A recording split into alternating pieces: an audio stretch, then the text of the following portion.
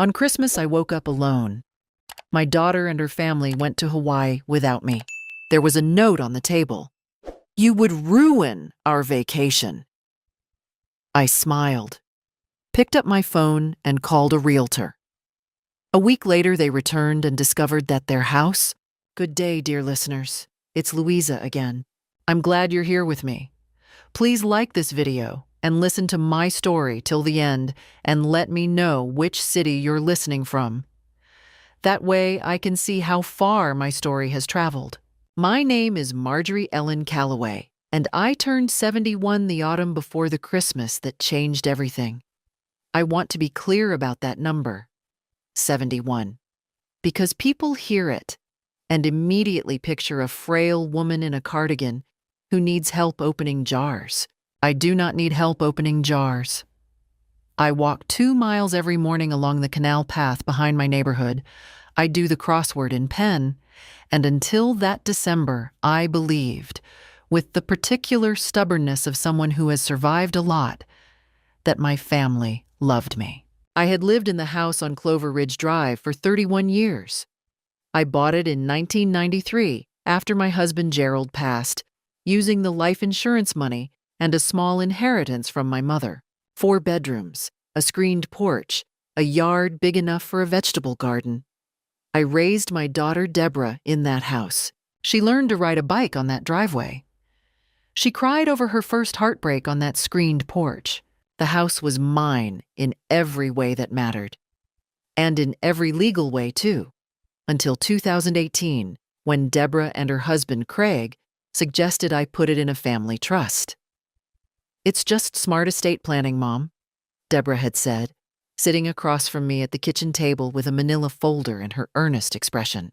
She was 43 then, a real estate attorney, which should have made me more cautious, not less. Craig nodded along. He always nodded along. In 15 years of marriage to my daughter, I had never once seen Craig disagree with her about anything. I signed the papers. I trusted her. She was my daughter.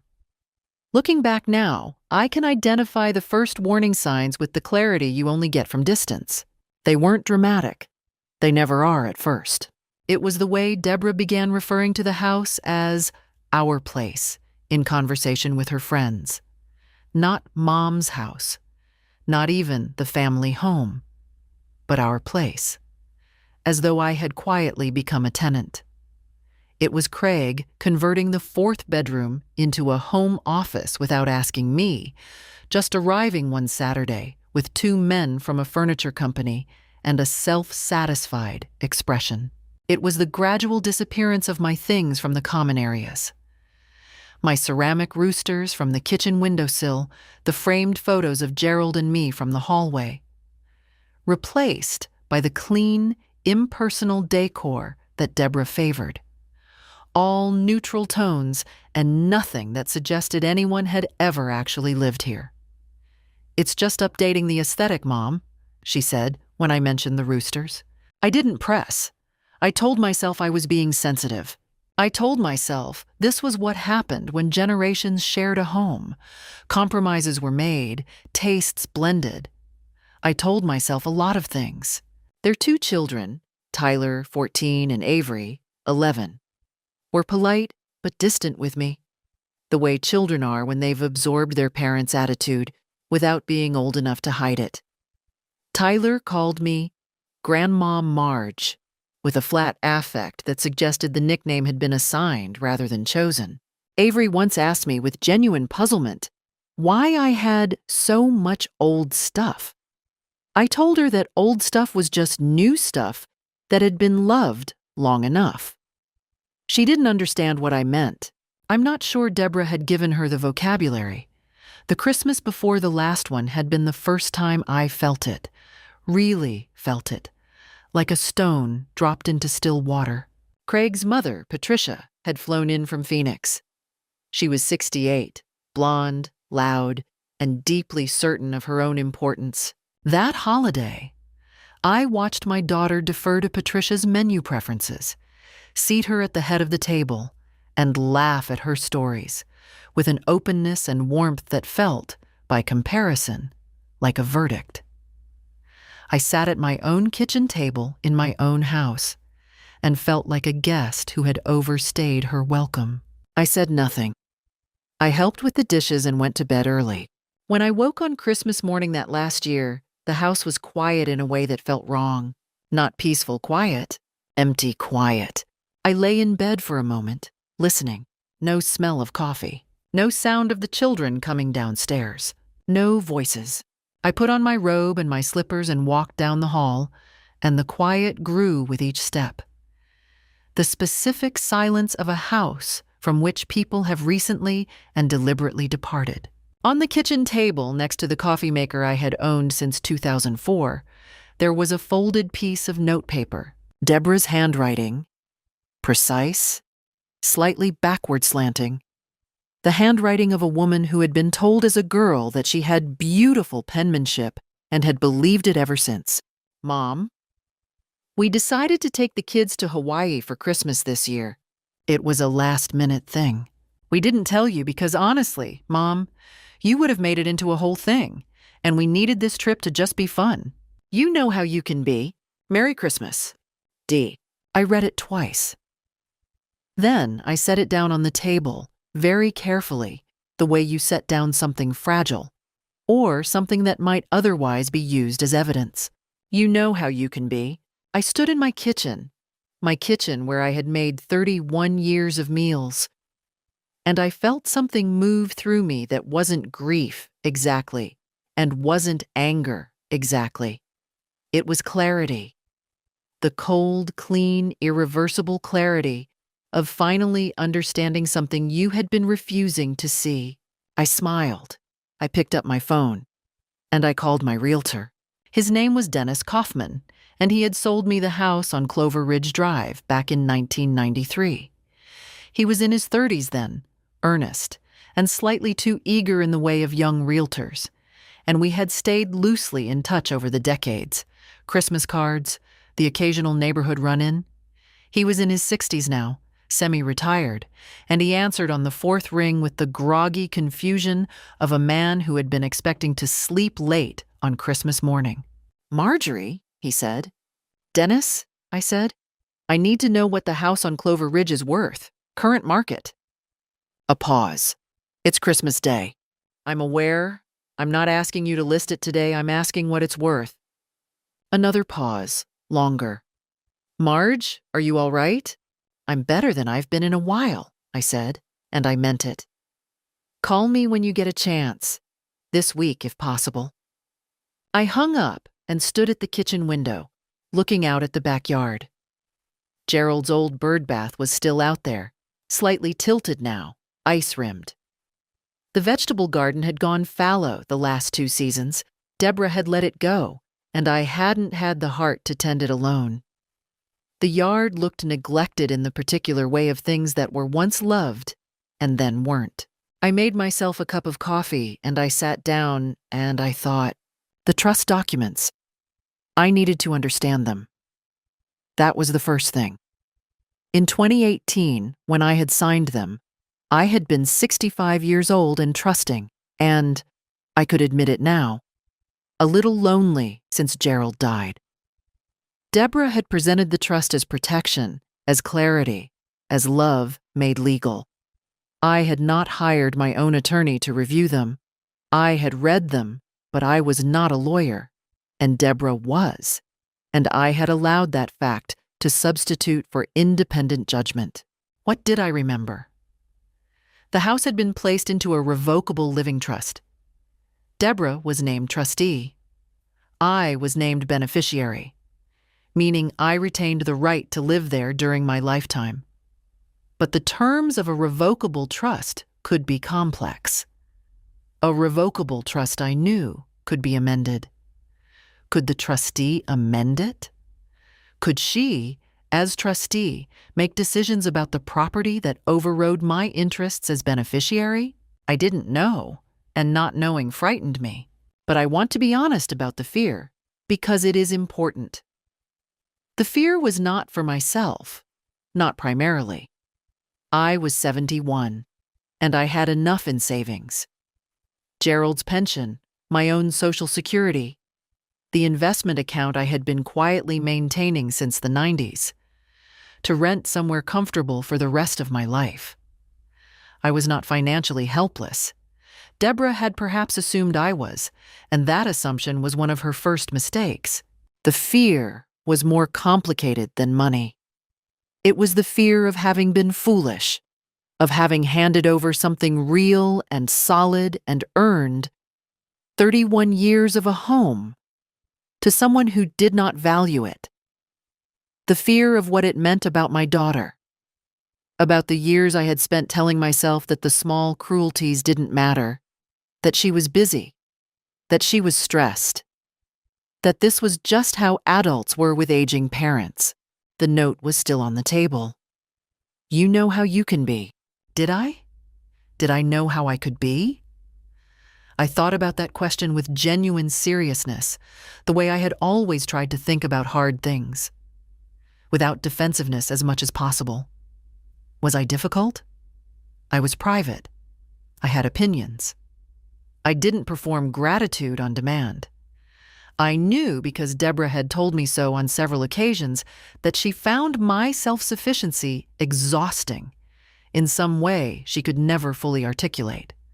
Once, years ago, she had said, "Mom, you never need anything. It makes people feel useless around you." I had thought it was a compliment. I wondered now if it had been an accusation, but none of that. Not my personality, not my habits, not whatever I was or wasn't, justified leaving your 71-year-old mother alone on Christmas morning without a word.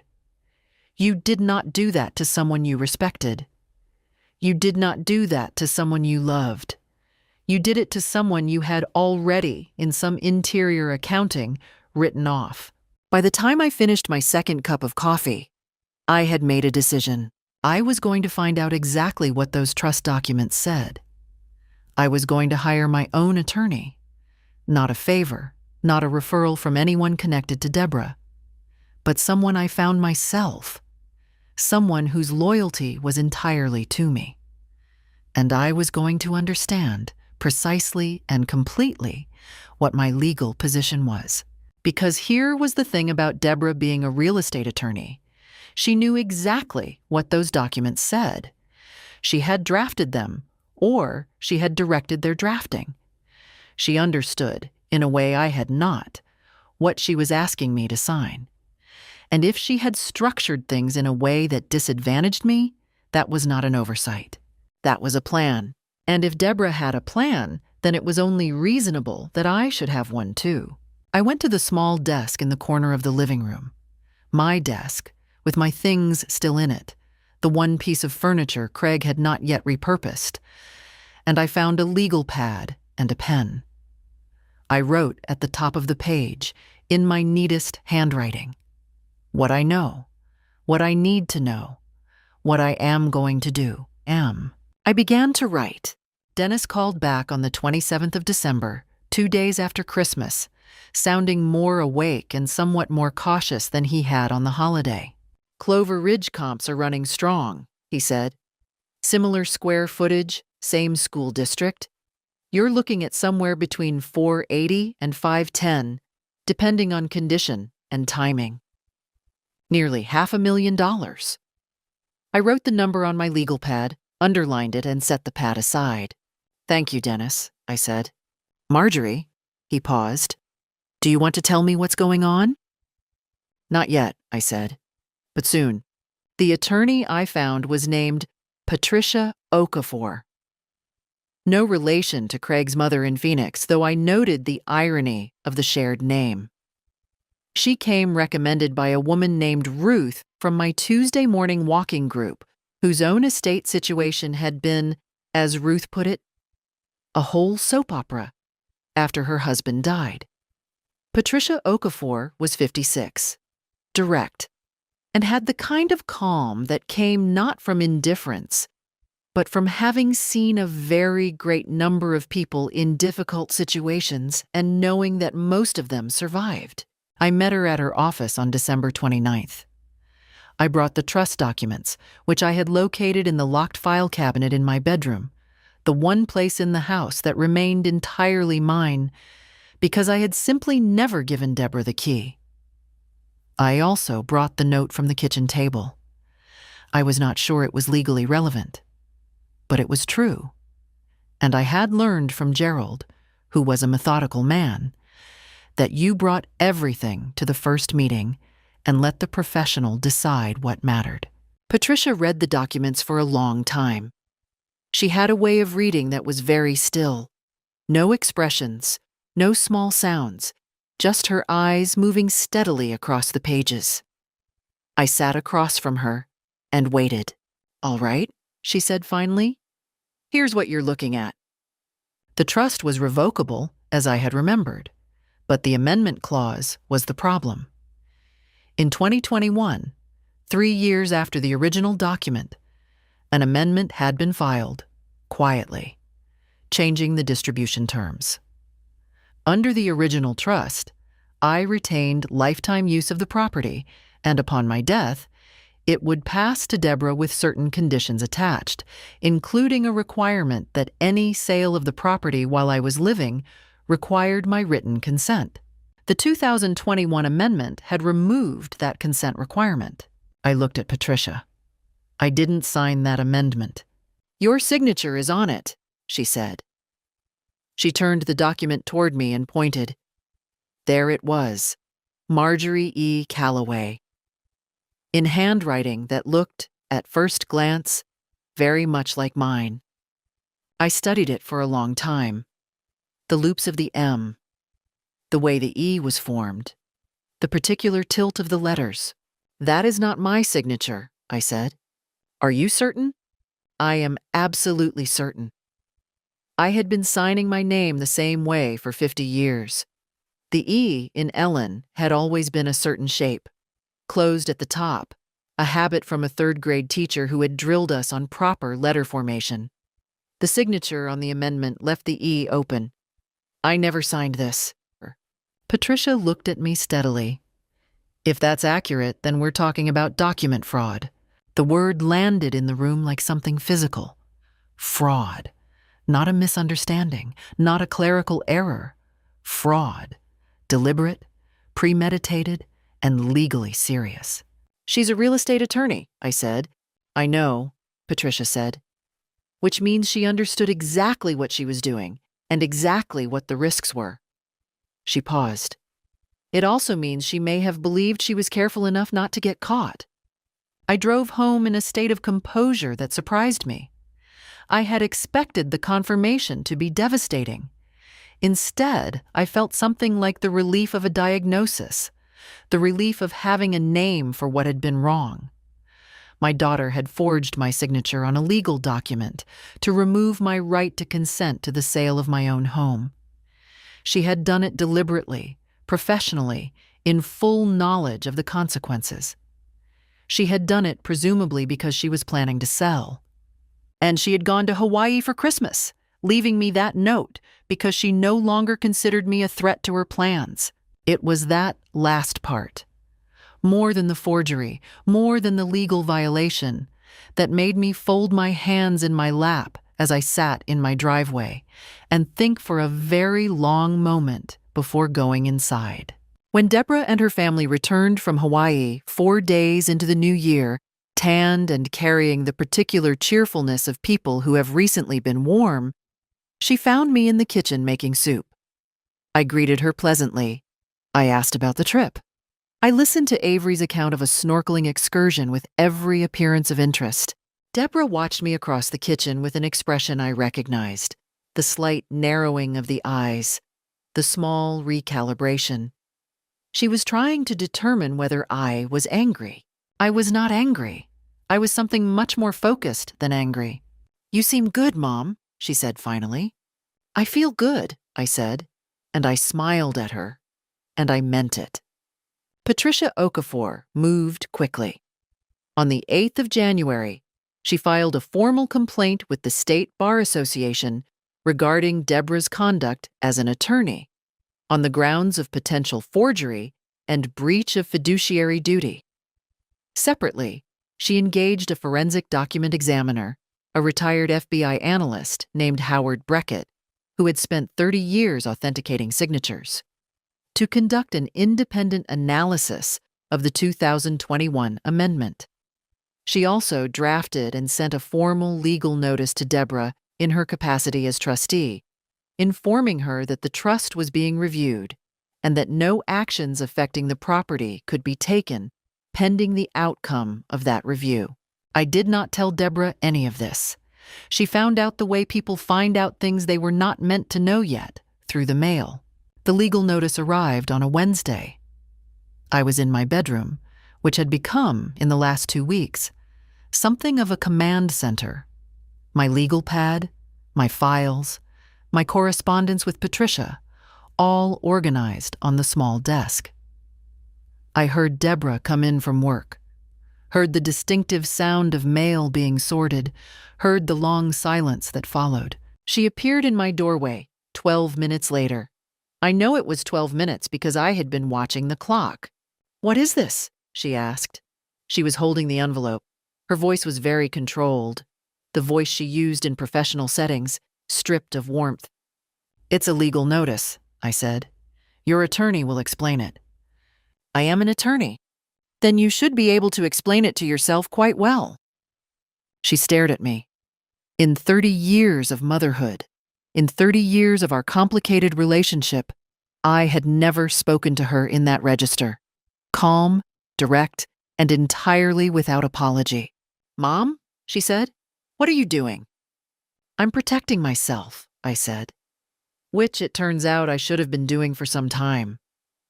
Craig appeared behind her in the hallway. He had come home while I was watching the clock and I hadn't heard him. He looked at the notice, looked at Deborah, looked at me. For once in his life, he spoke without waiting for her cue. "Marjorie, you need to stop this," he said. "You don't understand what you're getting into." "Craig," I said, very pleasantly, "I understand exactly what I'm getting into. The question is whether you understand what you're getting into." There was a silence in the hallway outside my bedroom door that felt, to me, like a shift in weather. Something changing in the air pressure of the house. They withdrew. I heard them talking in low, urgent voices in the kitchen for the better part of an hour. The rise and fall of a serious conversation with the words removed. Then I heard Craig on the phone, and I recognized from his tone that he was talking to his own attorney. Good, I thought. Let everyone lawyer up. That was exactly the kind of clarity I was interested in. The next 3 days were a pressure campaign. They began, predictably, with reasonableness. A dinner table conversation in which Deborah explained, in her professional voice, that the trust amendment had been a clerical update, that I had signed it at a signing that I had simply forgotten, that people my age sometimes had difficulty with memory. She said the phrase, "people your age," with the particular smoothness of someone who had rehearsed it and believed it was devastating. "I don't have any difficulty with my memory," I said. "I know every document I have ever signed, and I have never signed that amendment. Howard Breckett will confirm that." "Who is Howard Breckett?" "The forensic examiner Patricia Okafor retained," I said. "He's a retired FBI analyst, very thorough." The reasonableness left Deborah's face with the completeness of a stage light being cut. Craig tried a different approach. Anger. He stood in the living room on the second evening and told me I was tearing the family apart, that Tyler and Avery were confused and upset, that I was being selfish, that Gerald would be ashamed of me. He said Gerald's name as though it were a weapon. I let him finish. Gerald would have had those trust documents reviewed by 3 different attorneys before he signed them, I said. He was a careful man. I was not careful enough. I'm being careful now. On the 3rd day, Deborah sat down across from me at the kitchen table, the same table where the note had been left on Christmas morning, and told me, quietly, and with a coldness that was more frightening than the anger, that if I proceeded with this, I would lose my daughter, My grandchildren. Everything. You'll be alone? She said. Is that what you want? You want to be alone? I thought about Christmas morning, the empty house, the note, the particular silence of a home from which people had deliberately departed. I woke up on Christmas morning, I said, already alone. She had nothing to say to that. She stood up and left the room, and I heard, for the first time, the sound of her crying in the hallway, and I want to be honest. It hurt me. She was still my daughter. It hurt. But I had learned, in the last 3 weeks, the difference between pain that signals damage and pain that signals growth. This was the second kind. After that, they went quiet. Not a peace, a tactical retreat. They were consulting with Craig's attorney, I suspected, assessing how serious the threat was. I took that quiet as an opportunity. I drove to my sister Carol's house in Flagstaff. She was 74 and sharp, and the only person in my life who had always called things as she saw them. I spent 5 days there, in her spare bedroom, surrounded by her 3 cats and the smell of the pine trees outside her window. I slept well for the first time in weeks. Carol made coffee the old way, percolated, strong, in a battered aluminum pot that had belonged to our mother. We sat at her kitchen table the first morning, and I told her everything, from the trust documents, to the forged amendment, to the Christmas note, to Craig invoking Gerald's name. Carol listened without interrupting, which was a discipline she had developed late in life and practiced with great intention. When I finished, she was quiet for a moment. Then she said, "I never liked that boy. You never said so. You seemed happy," she said. "Deborah seemed to be handling things. I thought it was just Craig being Craig."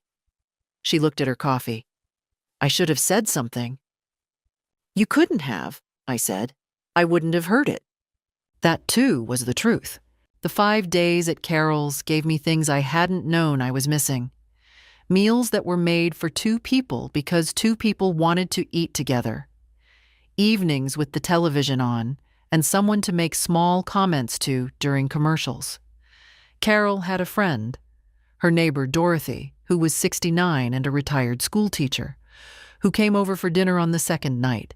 And Dorothy, hearing the abbreviated version of my situation, expressed an indignation so thorough and satisfying that I found myself laughing for the first time since October.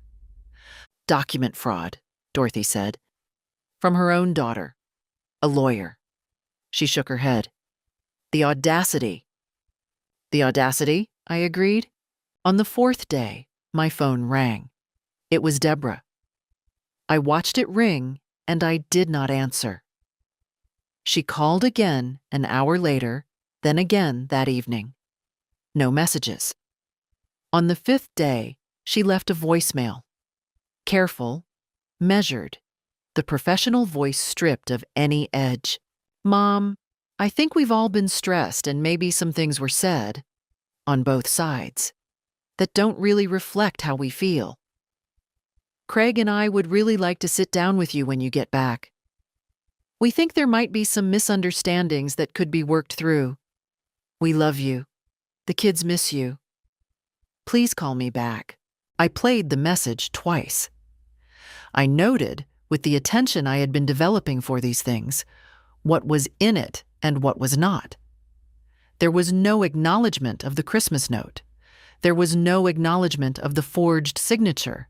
There was misunderstandings, a word chosen very carefully, a word that asked me to reframe a deliberate act as an accident of communication. There was "we love you," deployed at the end, where it would land with the most force. There was no apology. I did not call back. Back in my own house, I resumed my routines with intention. Morning walks. Tuesday walking group. Long conversations with Ruth, who had navigated her own estate trouble and emerged, as she put it, significantly wiser and considerably richer in self-respect. Ruth connected me with two other women from the group who had experienced variations of the same thing. Children who had leveraged parental trust into financial advantage, the slow erosion of boundaries disguised as practicality.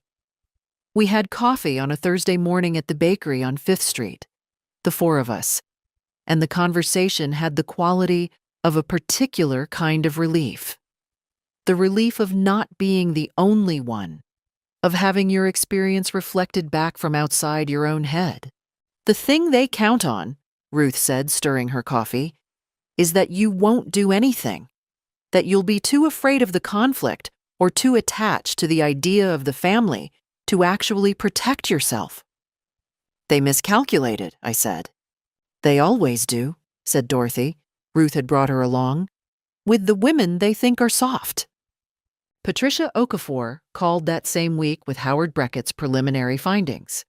The signature on the 2021 amendment showed several characteristics inconsistent with Marjorie's known signature samples, including variations in pen pressure, letter formation, and signing speed that strongly suggested the signature was not produced by the same individual. His full written report would be completed within 10 days. It would be, Patricia said with a quiet satisfaction. Comprehensive. I thanked her and hung up. Then I sat at my desk with my legal pad, and I crossed off the first 2 items on my list of things to do. The momentum had shifted. I could feel it the way you feel a change in weather. Not the storm yet, but the particular quality of the air before it arrives.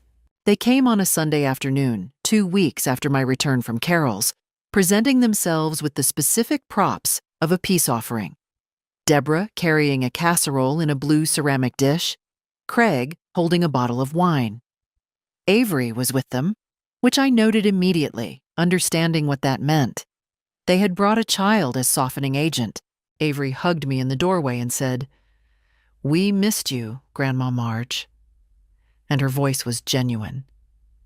Avery was 11 and had not yet learned the full art of strategic affection, so when she was warm, she was actually warm. I hugged her back and meant it. Whatever Deborah was, Avery was still a child who had no part in this. I let them in. I accepted the casserole graciously. I set the wine on the counter without opening it. We sat in the living room, the room that had been, in the last year, progressively restyled with Deborah's neutral-toned aesthetic. The ceramic roosters absent. The photos of Gerald replaced by a large, abstract canvas in gray and white. I sat in my own armchair and looked at my daughter across what had once been my coffee table. The afternoon light came in at an angle through the window I had always loved for exactly this quality of light. I noticed it deliberately. I needed something real and solid to look at. Deborah began with warmth. She was skilled at warmth when she wanted to be. It was one of the things that had always made her persuasive and, in earlier years, had made her genuinely good company. She talked about the Hawaii trip, about what the kids had experienced, about how Avery had learned to snorkel. She talked about Tyler's college plans, about Craig's new project at work. She talked around the subject the way you circle something in the road, not wanting to name it, hoping it will simply step aside. I listened. I did not help her. "Mom," she said finally, "I want us to fix this." "What specifically would you like to fix?" I asked. A pause. "I think the legal process has become a distraction from what's really important." "What's really important?" I asked. "Family, our relationship, the kids having a grandmother." She leaned forward slightly, and I recognized the gesture. She had used it in courtrooms, I suspected, to create an impression of candor. "Mom, you have to know that whatever differences we have, whatever frustrations, that's just family. That's just how families work. But if you pursue this, it becomes something else. It becomes public. It becomes adversarial. And then we can't come back from it." I thought about that word, adversarial. and how she had chosen it. Not hurtful, not wrong, adversarial. The language of a lawyer, a strategic word designed to make my pursuit of the truth sound like aggression on my part rather than a response to hers. Craig, who had been sitting very still, spoke. Marjorie, we want to offer you something concrete. We think there may have been some confusion about the trust documents, and we want to address that. We're willing to work with Patricia Okafor to clarify the terms, maybe revisit some of the language. We just need you to pause the formal complaints. The Bar Association thing, that could hurt Deborah professionally in ways that go well beyond this situation. It's not proportionate. I looked at him. You want me to withdraw the bar complaint? Pause it, Deborah said quickly. Just pause it while we work through this as a family. And the forensic document examination? A beat of silence that lasted slightly too long. We think, Deborah said carefully, that if we sit down together with both attorneys, we can address the questions around the 2021 amendment without that becoming a formal fraud investigation. I sat with that for a moment. Avery, who had been on her phone in the armchair by the window, looked up with the peripheral sensitivity of children who track adult tension without fully understanding it. Her eyes moved between her mother and me.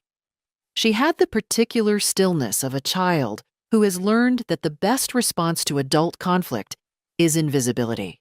Deborah, I said, in 2018, you presented me with trust documents that you described as estate planning. You were my attorney, in effect. You drafted those documents, and you explained them to me, and I relied on your expertise and your honesty. In 2021, an amendment appeared with my signature on it, removing my right to consent to the sale of this property. I did not sign that amendment. Howard Brackett's analysis confirms what I already know. That is not a misunderstanding. That is fraud. Deborah's warmth left her face. Be very careful, Mom. I am being very careful, I said. That's precisely what I am being. If you do this, Craig said, and his voice had dropped into a register I hadn't heard from him before. Low, deliberate, stripped of the nodding agreeableness he usually wore. You will not see your grandchildren. I want to be clear about that. We will move. We will put distance between you and this family, and you will spend whatever years you have left completely alone. Is that what you want? Is that the life you're choosing? I felt it then. A cold, vertiginous fear.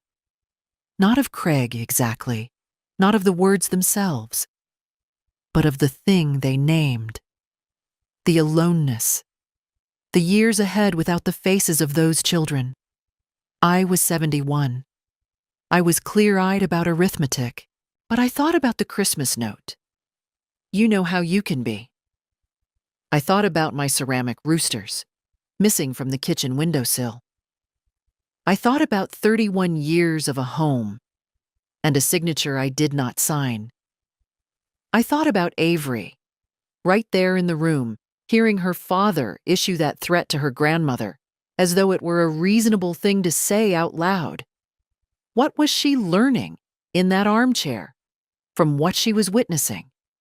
What understanding of love and loyalty and power was being written into her at 11 years old? In that ordinary living room on a Sunday afternoon? I want the truth, I said. That's what I'm choosing. Craig stood up. Deborah stood up. Avery, with the instincts of a child who has been through too many adult conversations, was already at the door. This is a mistake, Deborah said. Perhaps, I said, but it's mine to make. They left. The casserole sat on my kitchen counter, untouched. I stood in my living room for a long time after the sound of their car faded. And I will not lie to you. I was afraid. Craig's threat had not been empty. He was capable of following through. So was she, but fear, I had learned in the last 2 months, was information, not instruction. And this fear, this particular, specific, cold fear, told me that I was close to something, that they were frightened too, and that frightened people, cornered, revealed themselves.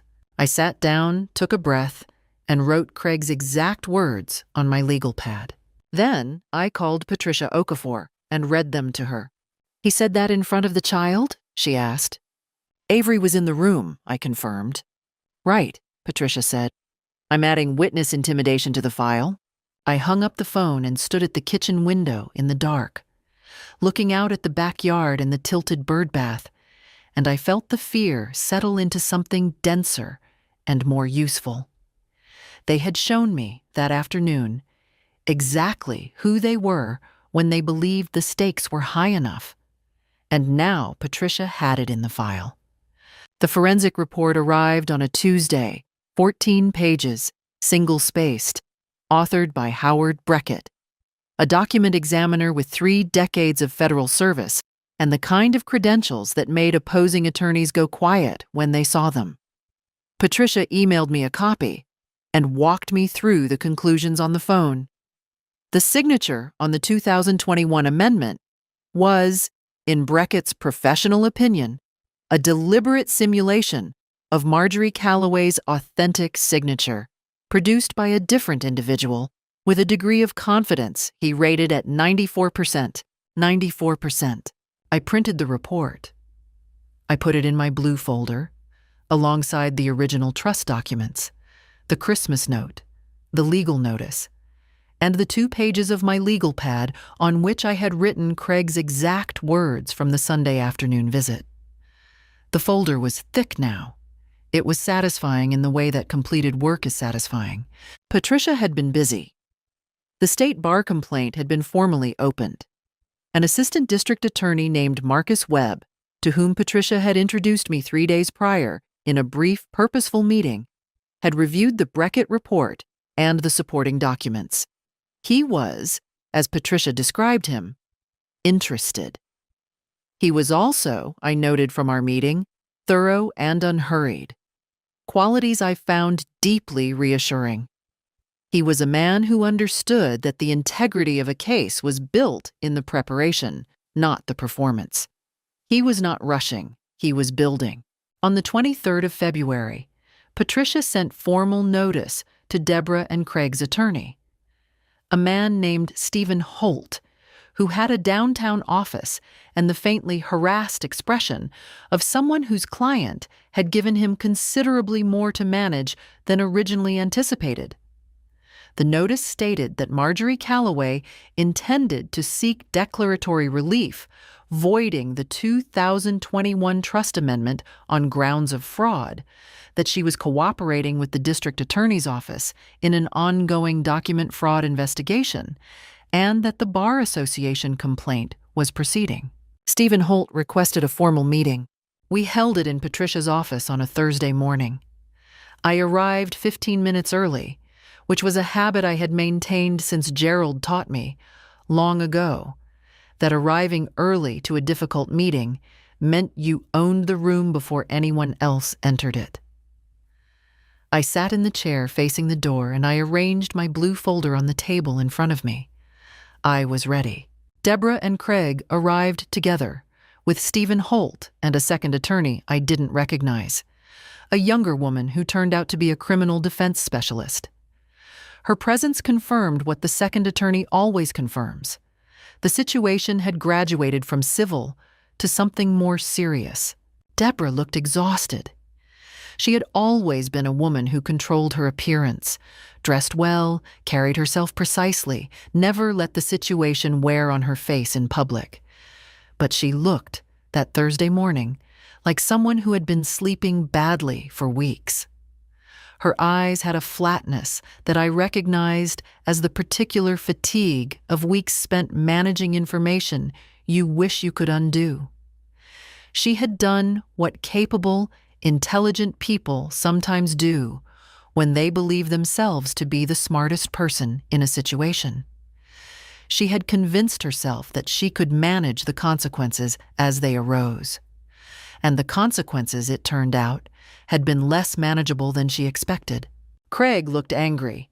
He had settled, in the absence of other options, into a posture of barely contained contempt. He didn't look at me directly.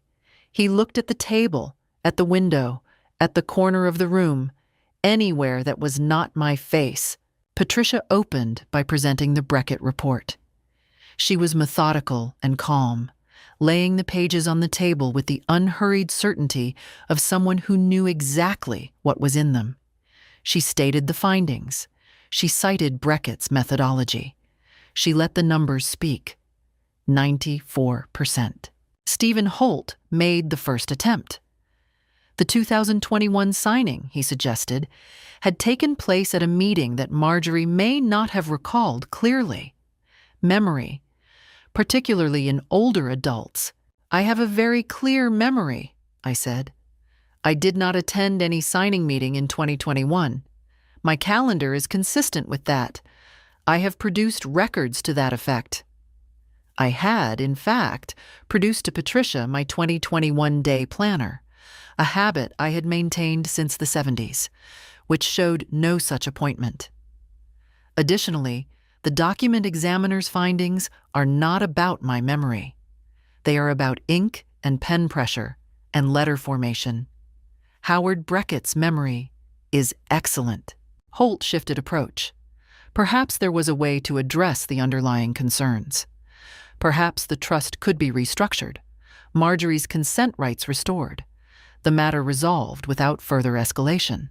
The matter, Deborah said suddenly, speaking for the first time, in a voice that was careful and tight, is already resolved. We will restore the original terms. We will amend the trust to reinstate the consent requirement. We are prepared to do that today. Patricia looked at her steadily. That's one element, she said. The bar complaint and the district attorney's review are separate matters. Deborah's expression shifted. She had believed.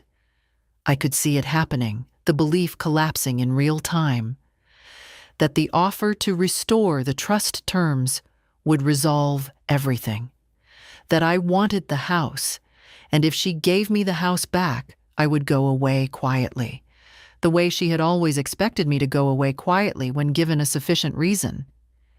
She had built her entire strategy on the assumption that what I wanted was the thing, not the truth about how the thing had been taken. She had once again misunderstood me. Deborah, I said. I spoke quietly and directly, the way I had spoken to her when she was small and had done something that required clear accounting. Not angry, not theatrical, just precise. You forged my signature. You did it deliberately as an attorney on a legal document to remove a protection that I had by right. That is the fact of this situation. A document examiner with 30 years of federal experience has confirmed it. The district attorney has reviewed his report. Whatever you restructure in the trust today, you cannot restructure that fact. You cannot amend it. You cannot find language for it that changes what it is.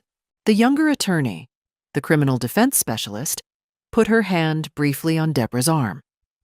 It was a small gesture, reflexive, the gesture of someone managing a client who is very close to saying something she should not say. And it was completely revealing, Craig said, in a voice stripped of everything but a last raw defensive fury. You would put your own daughter in jail? I looked at him. I took a breath. And I said what I had known for some weeks I would say when this moment arrived. I would tell the truth, I said. What happens as a consequence of the truth is not something I control. It never was. The truth was always going to be what it is. Deborah made it what it is, not me. Deborah said nothing. She was looking at the table, and in her silence, in the flatness of her gaze fixed on the wood grain of Patricia's conference table, I saw something I had not expected to see and was not sure I wanted to. The end of her certainty. The moment when someone who has been very sure of their own intelligence and their own invulnerability understands with complete and irreversible clarity that they have overplayed their hand. She had been so certain I was manageable, so certain I would not follow through, so certain that being my daughter gave her, in some final accounting, immunity. It did not. It was not a triumphant thing to witness. My daughter was sitting 4 feet away from me in a conference room, understanding for the first time that she was in serious legal trouble. And I had put her there by doing nothing more than telling the truth. There was no version of that I could make feel like a victory. But I held my hands still in my lap, and I did not look away. The district attorney's office moved at the pace of formal legal processes. Not quickly, but with a thoroughness that made speed beside the point. The 2021 signing was traced through document metadata and office records, and what the investigation found over 3 methodical months was a paper trail of the specific kind that does not improve with scrutiny. Deborah had notarized the amendment herself. She had used her own notary stamp, which, as Patricia explained, was both a practical convenience and an extraordinary piece of legal recklessness. An attorney who notarizes a document she herself has forged hands investigators a very clean chain of evidence. There was no ambiguity in the metadata, no plausible alternative interpretation. She was charged in May with document fraud and misuse of notarial authority, felonies under state law. Stephen Holt and Andrea Marsh filed motions and did the difficult work of attorneys trying to build something navigable from a situation their client had made nearly innavigable. The Bar Association completed its review in parallel. In June, Deborah received a formal notice of suspension, 18 months pending criminal proceedings. She could not practice law. Craig was not charged directly. His culpability lay in what he had said in my living room that Sunday, in front of Avery, and in the years of quiet complicity with his wife's strategy. But those were moral facts, not legal ones. The trust was formally restructured under court supervision, restoring the original terms in full, my lifetime right of residency and written consent requirement for any sale.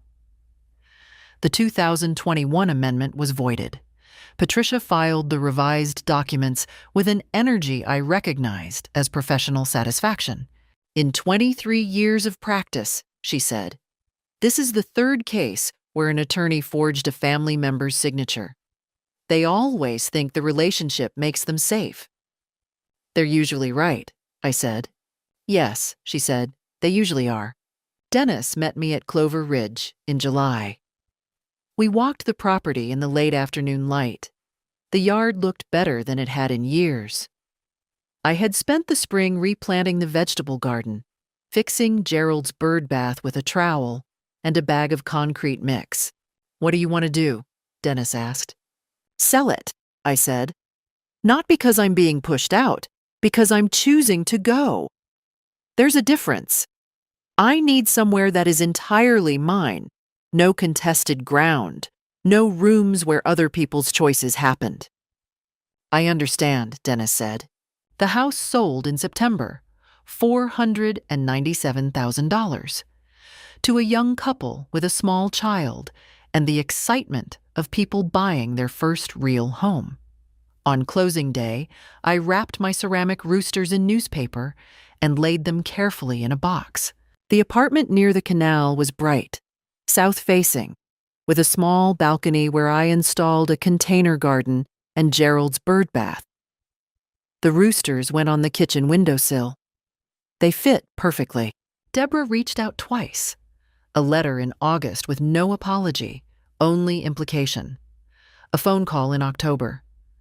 Mom, I don't know how we got here. I do, I said gently but clearly. I know exactly how we got here. I waited until the conversation finished its natural course, then said goodnight. Avery sent a Christmas card with a drawing of a robin. I put it on my refrigerator, and I intended to keep it there. The apartment near the canal became mine in the way that Clover Ridge never quite had been in the last years. Every corner was chosen, every piece of furniture placed where I wanted it. Nobody moved my things. When I woke in the mornings, the silence was calm, quiet. The quietness of a space entirely at rest because it was entirely mine. I kept the Tuesday walking group. I added a Thursday pottery class, something I had wanted for 20 years and never quite organized into my life. I was bad at it initially, in ways I found genuinely enjoyable. Ruth came to the first class, and we made bowls that looked like something an optimistic child might produce, and we laughed about it over coffee afterward. Carol visited in the spring and stayed 10 days. She called the apartment Very You, which was the best possible thing she could have said. Dorothy, Ruth's neighbor, the retired school teacher, became a regular presence, a standing Friday dinner arrangement, trading off apartments, cooking for each other with the specificity of women who knew exactly what they liked. At 72, I went to Portugal alone. I stayed in a small Lisbon guest house, walked more miles in 8 days than in any other 8 days of the previous decade, and came home with photographs of tiles and a small ceramic bowl I put on the shelf above the kitchen counter. Deborah's situation unfolded, as legal situations do, when someone has genuinely miscalculated. The criminal charges resolved through a plea agreement. No prison, but a substantial fine, 2 years of probation, and a permanent notation on her professional record. The bar suspension became a formal censure that would follow her career indefinitely. The firm had parted ways with her during the investigation. She moved into solo practice, doing small transactional work, far from the clients and cases she had built her career on. Craig, without the foundation of her success, was less than he had appeared. He changed jobs twice in a year. They sold their other house and moved to a smaller rental. Tyler called from college occasionally, halting calls as though learning a language he hadn't been taught properly. I was patient. Avery drew more robins. I did not feel triumph about any of it. I felt something sadder. The grief of knowing my daughter had a capacity for harm I had refused to see. That grief was real. But it did not reach into the Thursday pottery class, the Friday dinners, the early morning walks along the water. The life I had now was not a consolation prize. It was the life I should have been building all along. I understood that now. I had earned the understanding the expensive way, but I had it, and it was mine. If there is one lesson in all of this, it is simple. Know what you sign. Know your own name on a page. Do not confuse love with trust or trust with verification. Family is not a guarantee of honesty, and kindness is not an obligation to absorb harm without limit. So I have to ask you, what would you have done? If this story moved you, leave a comment. And if you don't want to miss what comes next, you know what to do. Thank you for staying with me.